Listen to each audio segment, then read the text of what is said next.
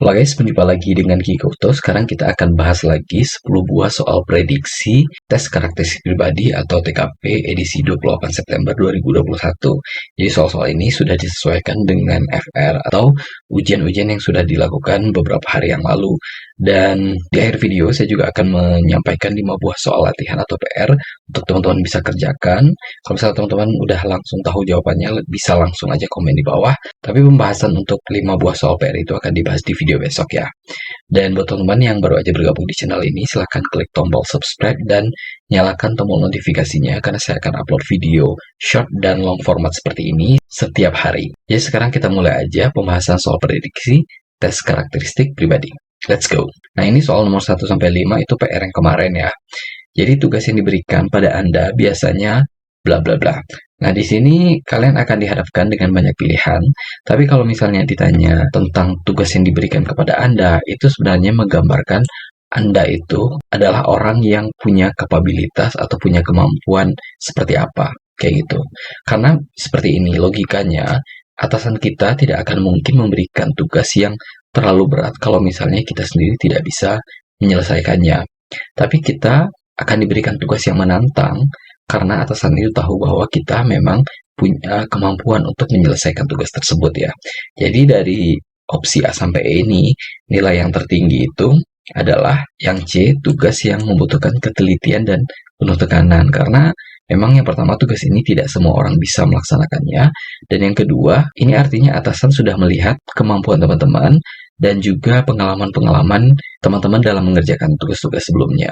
Kalau misalnya atasan puas dan merasa kalian punya bakat untuk menyelesaikan tugas-tugas yang lebih berat lagi, termasuk tugas-tugas leadership dan kepemimpinan, itu kemungkinan teman-teman akan diberi tugas-tugas yang seperti poin C ini. Nah, di bawah itu ada skor 4 atau skor yang lumayan bagus juga, itu yaitu yang poin A ya, tugas yang sesuai dengan kemampuan dan job desk saya. Jadi kalian memang diberikan tugas yang sesuai dengan posisi kalian, sesuai dengan tanggung jawab kalian, tapi cuma sampai sebatas itu aja. Kalian nggak akan diberikan tugas yang lebih atau lebih berat daripada itu. Sehingga makanya yang A itu masih diberikan skor yang 4 ya. Dan nilai yang terendah di sini adalah yang D ya. Selesai tepat waktu meskipun banyak kesalahan ya. Buat apa gitu loh. Cepet-cepet nyelesain, kita ceroboh dan akhirnya banyak yang salah dan akhirnya tugas-tugas itu harus diulang lagi atau malah atasan jadinya nggak percaya sama kalian. Akhirnya menyerahkan tugas-tugas tersebut ke orang lain yang dianggap punya kemampuan yang bagus untuk menyelesaikannya. Dan kalian mungkin akan dalam tanda kutip turun grade ya, akan diberikan tugas-tugas yang lebih gampang. Lanjut soal nomor 2, saat Anda harus bekerja dengan orang-orang yang belum Anda kenal, Anda biasanya bla bla bla. Nah ini kalau misalnya kita ngeliat konteks seperti ini, kita masuk ke lingkungan baru, itu pasti ditanya kemampuan kita dalam menyesuaikan diri dengan lingkungan yang baru. Nah, menyesuaikan dirinya apakah dengan merangkak, apakah dengan berjalan, ataukah dengan berlari. Nah, dari opsi A sampai E ini, nilai yang tertinggi itu adalah mudah menyesuaikan diri dan bekerja sama. Jadi, ini adalah level tertinggi dari opsi A sampai E ini, karena ketika kalian masuk ke lingkungan baru, kalian gampang sekali untuk berkomunikasi dengan orang-orang di situ, kalian bisa langsung akrab, dan kalian bisa langsung menyesuaikan frekuensi dengan orang-orang di sekitar kalian sehingga proses bekerja samanya menjadi lebih enak gitu. Sehingga ya kalian nggak dapat kendala pada saat menyelesaikan tugas-tugas yang diberikan. Berbeda dengan orang-orang misalnya yang sifatnya tidak terbuka, tidak bisa berkomunikasi dengan baik, itu dia akan tersiksa sekali ketika masuk ke lingkungan baru, apalagi langsung dihadapkan untuk menyelesaikan tugas yang baru. Itu pasti mereka akan tersiksa sekali. Nah, poin yang lumayan bagus juga di sini itu adalah yang C ya, mengkoordinir pekerjaan orang lain. Nah, mengkoordinir artinya kalian bisa menjadi leader lah, menjadi leadernya atau bukan leader ya, menjadi mandor lah.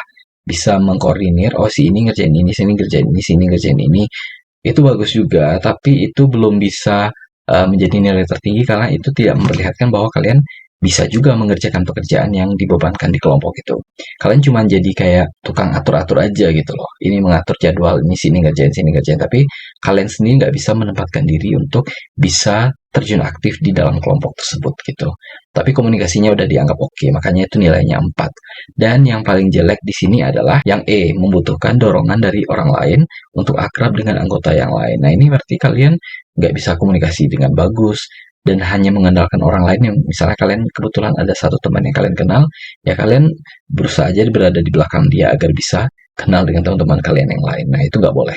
Itu ya, jadi nilai yang terbaik itu adalah yang B. Soal nomor 3, ketika Anda mengalami kegagalan dalam suatu pekerjaan, Anda biasanya bla bla bla. Nah, ini terkait dengan bagaimana kalian memaintain stres dan memelihara motivasi kalian untuk tetap bisa bekerja dengan baik. Nah, ini kasusnya ketika kalian gagal, nah gimana sih kalian untuk memaintain perasaan kalian agar kalian tidak berkecamuk dengan kegagalan, kemudian menjadi putus asa, bahkan mungkin bisa jadi stres kayak gitu. Nah, dari sini opsi A sampai ini yang terbaik itu adalah A, cepat bangkit dan memulai pekerjaan kembali. Nah, ini yang paling benar ya. Jadi ketika kalian ngerasain kegagalan, ya udah, nggak usah terlalu berlarut, langsung aja bekerja gitu. Semua orang pernah gagal dan kegagalan itu pun adalah kesuksesan yang tertunda. Jadi pilihan yang tertinggi itu nilainya adalah yang A. Nah, pilihan lain yang nilainya juga lumayan bagus, tapi tidak sebagus yang A, itu adalah yang B ya, membutuhkan waktu untuk memulai pekerjaan kembali. Nah, itu mungkin kalian ya agak sedih-sedih dikit lah, tapi mungkin nggak akan terlalu lama juga. Habis itu kalian langsung bekerja. Dan dari sini nilai yang terendah itu adalah yang E ya, menyerah dan mencari pekerjaan lain yang lebih mudah. Nah, itu nggak banget gitu loh. Masa cuman karena kegagalan tertentu aja kalian langsung down dan pengen mencari pekerjaan lain. Sementara di pekerjaan baru pun nanti kalian belum tentu juga bebas dari kegagalan kan. Dan ketika kalian gagal, apa mau pindah-pindah terus? Lanjut nomor 4. Saat Anda akan melakukan perjalanan jauh, biasanya Anda akan bla bla bla. Nah, di sini kuncinya perjalanan jauh ya. Berarti kalau perjalanan jauh itu bukan seperti kalian pergi ke minimarket di samping rumah kalian, tapi kalian akan pergi ke tempat yang jauh yang itu tentunya butuh banyak persiapan. Persiapannya nggak cuma persiapan fisik, tapi juga persiapan mental dan persiapan-persiapan yang lainnya. Nah, dengan adanya kondisi tersebut, maka hal yang terbaik yang harus kalian lakukan adalah yang A, merencanakan perjalanan tersebut jauh-jauh hari. Nah, ini karena memang perjalanan jauh itu nggak bisa diputuskan dalam beberapa menit aja ya. Jadi kalian harus pertimbangkan banyak hal. Persiapan-persiapan itu semua jangan sampai terlupakan. Nah, opsi lain yang juga lumayan bagus dan dapat nilai di bawah A itu adalah E, meminta pertimbangan orang lain sebelum melakukan perjalanan. Nah, ini juga salah satu bentuk persiapan kalian ya. Kalian minta pertimbangan orang lain. Akan tetapi ketika kalian meminta pertimbangan dari orang lain, nah itu tandanya kalian agak kurang bisa mengambil suatu keputusan. Itu yang pertama. Dan yang kedua, ketika kalian meminta pertimbangan orang lain, itu ada kemungkinan untuk dapat pandangan yang bias gitu. Bias itu artinya pandangan yang subjektif dari orang tersebut, sehingga kalian jadinya akan bimbang sendiri. Nah, yang paling jelek itu adalah dia langsung pergi dan membeli kebutuhan saya di perjalanan. Nah, itu enggak banget. Ini perjalanan jauh, terus kalian langsung pergi aja tanpa persiapan, tanpa pikir panjang. Nah, itu enggak bagus. Lanjut soal nomor 5. Anda sedang mendaki gunung bersama dengan kelompok pecinta alam di kampus Anda. Ketika tiba di atas, Anda melihat kelompok pendaki yang lain membuang sampah di sembarang tempat. Sikap Anda adalah bla bla bla. Nah, dari sini ini adalah sikap spontanitas ya. Ketika kalian melihat sesuatu tindakan yang nggak bagus, contohnya kayak membuang sampah sembarangan, apalagi mengotorin tempat yang seharusnya tidak ada sampah, itu kalian harus segera take action. Jangan tunggu-tunggu lagi. Nah, yang mana yang menunjukkan take action itu adalah yang A ya. Menegurnya dan memintanya untuk mengumpulkan sampah tersebut agar dibuang saat turun. Tindakan lain yang lumayan bagus juga, tapi nilainya masih di bawah A, yaitu yang E ya, mengajak rekan lain untuk mengingatkan kelompok tersebut. Itu bagus, tapi kok kalian harus nunggu orang lain dulu. Sementara sekedar ngomong dan mengingatkan itu harusnya tidak ada masalah. Itu yang pertama. Dan ketika kalian meminta atau mengajak rekan lain untuk mengingatkan, bisa jadi teman kalian akan bertanya, kenapa nggak kamu aja? Selain itu juga akan butuh waktu antara kalian meminta teman kalian dan mereka mengeksekusi untuk mengingatkan.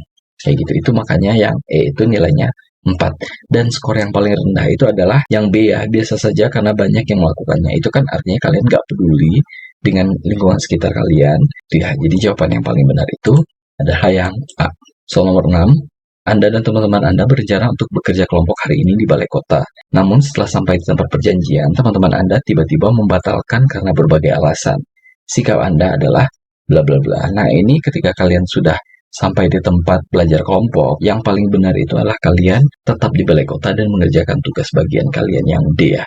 Karena kan toh juga kalian sudah sampai di situ, ya udah dikerjain aja. Itu kerjain yang bagian kalian sehingga kalian tidak menunda untuk mengerjakan. Dan yang kedua, ketika kalian sudah selesai, tentu kalian akan bisa mengerjakan pekerjaan lain yang juga prioritas. Pilihan lain yang juga lumayan bagus juga, tapi dapat skornya adalah skor 4, itu adalah yang E ya, mengerjakan tugas seluruh anggota kelompok sampai tuntas. Nah, ini bagus juga sih, karena mungkin teman-teman kalian mungkin alasannya ada yang menjenguk keluarga yang sakit, atau mungkin dianya sendiri sakit, atau mungkin ada yang harus membantu orang tua dan lain sebagainya. Karena kalian udah terlanjur ke sana, ya udah kalian coba bantuin mengerjakan tugas teman-teman kalian yang lain.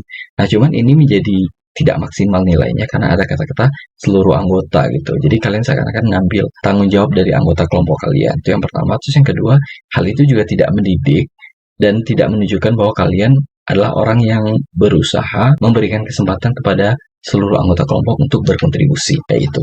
Dan yang paling jelek di sini adalah yang C ya, merasa sedih dan berjanji tidak akan sekelompok lagi dengan mereka. Nah, itu yang paling jelek. Jadi kalian terlalu kekanak-kanakan, karena di kehidupan nyata pun kalian juga pasti akan dihadapi dengan orang-orang yang akan membatalkan perjanjian yang mungkin kalian sendiri sudah mempersiapkan diri, kayak gitu kan. Jadi kalian tidak boleh merasa sedih dan apalagi merasa dendam kayak gitu ya, tidak mau lagi sekelompok dengan teman kalian tersebut. Soal nomor 7, menurut teman-teman Anda memiliki rasa percaya diri yang bla bla bla. Nah, ini kalau misalnya ngomong percaya diri, harusnya kita itu adalah percaya diri yang tinggi ya. Jadi kita nggak boleh menjadi orang yang rendah diri, karena kepercayaan diri itu membuat kita akan lebih gampang untuk menyelesaikan tugas-tugas kita dan bisa mencapai prestasi yang bagus gitu, dibandingkan dengan orang yang rendah diri, terus ngerasa kuper, ngerasa nggak berharga kayak gitu. Nah, nilai lainnya yang juga lumayan bagus, tapi dapatnya skornya 4 itu adalah yang B ya, cukup tinggi gitu. Artinya kepercayaan dirinya udah lumayan bagus, tapi masih sedikit di bawah. Dan nilai yang paling jelek itu adalah yang sangat rendah ya. Ini artinya yang kayak tadi, dia adalah orang yang rendah diri. Kalau udah rendah diri, ya udah kita mau ngapain aja, itu akhirnya nggak bisa dikerjakan dengan maksimal karena takut-takut terus. Soal nomor 8, anak Anda sedang belajar menggambar di ruang tengah bersama Anda dan menunjukkan gambarnya pada Anda untuk dinilai oleh Anda. Sikap Anda adalah bla bla bla. Ini kata kuncinya anak Anda. Artinya kalau anak Anda itu adalah anak kecil ya, dia belajar menggambar. Nah, anak kecil ini punya psikologi yang masih lemah, sehingga mereka akan selalu mengingat di dalam memorinya momen-momen yang bagus dan gak bagus. Dan kalian sebagai orang tua, kalian harus menanamkan memori-memori yang bagus saja kepada anak kalian, termasuk pada saat dia meminta kalian untuk menilai hasil gambarnya. Nah, di sini yang paling bagus itu adalah yang B ya, menghargai karyanya dan memuji seperlunya. Kenapa ini yang paling tinggi? Karena yang pertama, kalian menanamkan rasa percaya diri di diri anak-anak kalian dengan menghargai karyanya, sehingga dia menjadi anak yang tidak merasa rendah diri, selalu percaya dengan kemampuannya, dan memuji seperlunya. Artinya kalian tidak membuat dia menjadi besar kepala, tapi tetap membuat dia lumayan termotivasi untuk mencetak prestasi-prestasi yang lebih bagus lagi. Kemudian skor lainnya yang juga lumayan bagus, tapi dapatnya skor 4, itu adalah yang A ya, mengatakan apa adanya meski menyakitkan. Nah, mengatakan apa adanya ini menjadi masalahnya adalah kalian tidak memberikan sedikit apresiasi ya. Jadi ya kalian menyampaikan, oh ya bagus, ini bagus. Kemudian, oh ini jelek, kayak gitu. Kalau jelek kan berarti menyakitkan. Tapi kalian tidak memberikan sedikit apresiasi ketika dia mendapatkan hal yang bagus. Atau ketika dia membuat gambar yang jelek, seharusnya kalian tetap memberikan semangat kepada dia. Seperti itu. Dan di antara opsi A sampai ini yang paling jelek itu adalah D, diam saja dan membiarkan anak saya yang menilainya. Nah, itu artinya kalian gak peduli dengan anak kalian, dan kalian membuat mereka menjadi merasa tidak dihargai, sehingga akhirnya dia menjadi orang yang menjadi insecure. Ini sebenarnya yang dikerjain ini bagus atau enggak sih, kayak gitu, dan itu akan teringat terus di dalam memori dia. Soal nomor 9, dalam perjalanan pulang, Anda bertemu dengan seorang bapak-bapak yang meminta Anda untuk mengantarkannya ke suatu tempat dekat rumah Anda. Reaksi Anda adalah bla bla bla. Ini kan ada kata-kata dalam perjalanan pulang, terus bapak-bapak dekat rumah Anda, lokasinya ke dekat rumah Anda. Artinya kalian juga akan ke arah itu kan. Terus bapak-bapak minta tolong, ya udah kita bareng ke situ deh. Itu kan kebetulan ke arah rumah kalian kan. Nah, itu adalah jawaban yang paling benar, adalah yang C ya. Segera menolong bapak tersebut karena kasihan. Kecuali kalau misalnya dia meminta kalian untuk mengantarkan ke arah yang berlawanan arah dengan rumah kalian, nah itu baru kalian memilih opsi yang lain, bukan yang C. Untuk konteks soal ini, nilai yang lumayan bagus juga adalah yang B ya, melihat situasi sekitar, jika memungkinkan akan saya tolong. Nah, ini ketika kalian melihat situasi sekitar dan tidak ada orang, itu kalian mau nunggu sampai kapan? Nah, terus juga itu menunjukkan bahwa kalian sebenarnya agak ogah-ogahan buat ngebantu gitu. Ini ikhlas nggak sih bantunya? Harus lihat-lihat dulu kayak itu. Sementara orang itu kan di depan muka kalian minta tolong, makanya nilainya nggak terlalu bagus. Dan yang paling jelek itu adalah yang A ya, segera pergi karena bisa jadi itu hanya modus penipuan. Nah, ini meskipun orang ini tidak kalian kenal, ketika kalian langsung pergi dan langsung mengabaikan orang tersebut, berarti kalian telah menyakiti hati seseorang itu. Meskipun mungkin kalian nggak kenal dia. Kalian menanamkan rasa curiga yang berlebihan kepada semua orang, terutama untuk orang-orang yang tidak kalian kenal. Itu nggak bagus. Soal nomor 10 atau soal terakhir, saat Anda ketahuan oleh rekan Anda melakukan suatu kesalahan dalam bekerja, Anda biasanya bla bla bla. Nah, ini ingin menguji sifat sportivitas kalian. Jadi kalian, kalau misalnya kalian tahu salah, ya udah kalian akuin dan minta maaf gitu. Tapi kalau misalnya ternyata yang dikatakan oleh teman kalian salah, ternyata enggak, itu kalian harus memberikan klarifikasi bahwa sebenarnya nggak salah kok, maksudnya seperti ini, bukannya seperti yang kalian bilang. Kalau kesalahan yang kalian lakukan itu sudah fix benar, maka yang paling bagus itu jawabannya adalah yang B ya, meminta maaf dan berusaha untuk tidak mengulanginya. Nah, ini sangat sportif banget. Karena ketika kalian sudah minta maaf dan berusaha tidak mengulanginya lagi, itu artinya kalian juga sudah berusaha untuk mengimprove diri kalian menjadi lebih baik. Nah, dari opsi A sampai ini ya nilainya lumayan bagus juga, tapi dapat skor yang sedikit lebih rendah atau 4, itu adalah yang D ya, menerima kritikannya dan meminta maaf. Nah, ini yang menjadi nilainya kurang maksimal, itu karena kalian tidak ada keinginan untuk merubah yang sudah jelek itu menjadi sedikit lebih bagus lagi itu. Jadi cuman kayak nerima kritiknya dan ya udah sampai situ aja, tapi kalian nggak coba buat improve diri kalian. Itu yang menyebabkan nilai D itu nggak maksimal.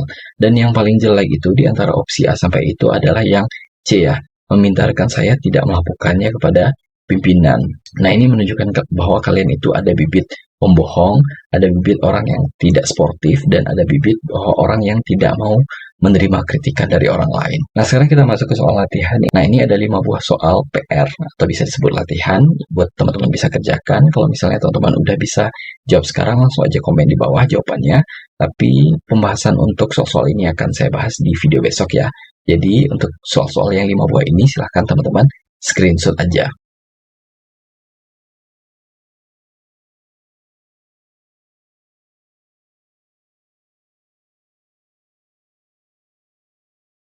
Oke, mungkin sekian dulu pembahasan kita untuk prediksi soal TKP edisi 28 Agustus 2021. Kalau misalnya teman-teman masih ada yang bingung dengan penjelasan tadi, silahkan komen aja di bawah. Dan buat teman-teman yang baru bergabung di channel ini, jangan lupa klik subscribe dan nyalakan tombol notifikasinya, karena saya akan upload video short dan long format seperti ini setiap hari. Jadi saya ucapkan selamat ujian, semoga sukses dan dapat NIP tahun ini. See you next time, have a nice day, bye-bye.